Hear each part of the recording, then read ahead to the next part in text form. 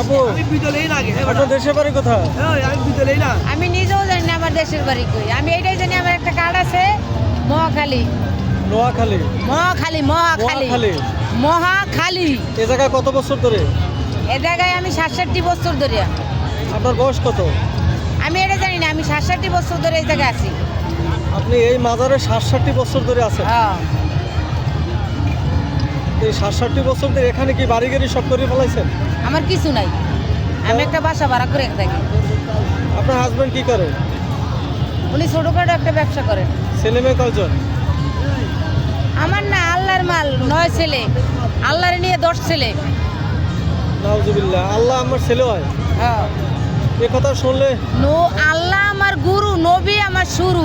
আমি এইটাই জানি। বাবা তোমারে দেই সালাম, তবে তুমি আল্লাহর কালাম। আপনার নাম এইটাই কি? আমি জানি। আপনার কি নাম? সারা জাহান জাহানারা। আপনি মুসলমান? হ্যাঁ, আমি মুসলমান। তা আপনি মুসলমান হয়ে আল্লাহ আপনার সন্তান, এটা কি কথা ঠিক আপনার?